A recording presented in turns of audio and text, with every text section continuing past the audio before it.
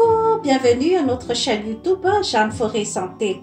Aujourd'hui, je vais vous présenter un arbre miraculeux qui s'appelle Moringa ou bien Moringa oleifera en termes biologiques. On l'appelle aussi arbre de vie.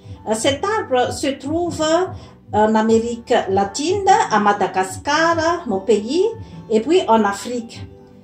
La plante a plusieurs vertus thérapeutiques et elle est riche en nutriments. C'est l'arbre le plus riche en nutriments sur Terre. Le moringa aide à soulager 300 maladies. Le moringa offre 17 fois le calcium dans le lait, 10 fois le vitamine A dans les carottes, et 15 fois le potassium dans les bananes, 9 fois le protéine dans le lait, et 25 fois de fer dans les épinards, et 0,5 fois de vitamine C dans les oranges, et 4 fois de chlorophylle dans les braides. Quels sont les bienfaits ou les vertus thérapeutiques du moringa? Les moringas sont bien pour les sportifs et puis les enfants, ainsi que les gens qui sont en convalescence. Le moringa soulage la fatigue, la carence nutritionnelle, la convalescence et la maladie cardiovasculaire comme l'hypertension artérielle, le diabète, et prévient également la maladie d'Alzheimer. Elle augmente la capacité intellectuelle et lutte contre l'obésité tout en fournissant de l'énergie. Le moringa nettoie le rein, le foie, améliore la digestion, enlève le gaz du ventre et lutte contre l'ulcère de l'estomac, soulage l'arthrose et prévient le fibrome utérin, le kyste de l'ovaire, le cancer. Elle lutte également contre la dépression nerveuse, la maladie de la peau, la cassure des cheveux, améliore la vue, soulage la goutte et le calcul rénal, stabilise les odeurs corporelles, etc., etc. Comment consommer le moringa? On peut consommer le moringa par la racine, les graines et les feuilles. Habituellement, on consomme les feuilles sous forme de poudre, par exemple, le poudre de moringa. On les met dans un sachet ou dans une boîte,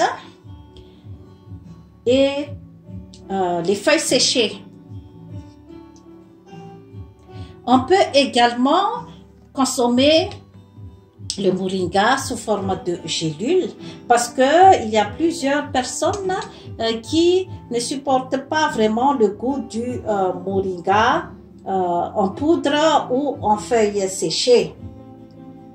Quel est le mode d'emploi pour la consommation de moringa? Un cuillerée à café de poudre de moringa, on le met dans l'eau tiède, dans un verre. On peut également le mettre dans le smoothie, le yaourt, le lait, le jus, la soupe, et on peut saupoudrer aussi dans le salade. On peut consommer sous forme de gélules, le matin avant le repas et 2 gélules le soir avant le repas. On peut également consommer sous forme de feuilles séchées, par exemple avec une cuillerée à soupe à mettre en infusion dans une tasse. On peut faire cuire également comme pour préparer des potages ou quelque chose de chaud. On peut consommer également sous forme des huiles essentielles. Quelles sont les contre-indications du moringa? Le moringa est contre-indiqué par exemple chez les femmes enceintes, chez les diabétiques de type 2. On peut faire une précaution car si la personne est déjà sous insuline ou sous un comprimé pour diminuer la glycémie, donc il faut faire attention pour la consommation de moringa.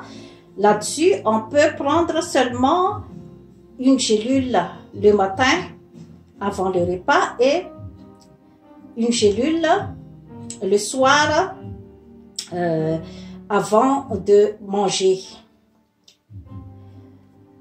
Pour la personne qui est sous anticoagulant aussi, c'est contre-indiqué la consommation de moringa.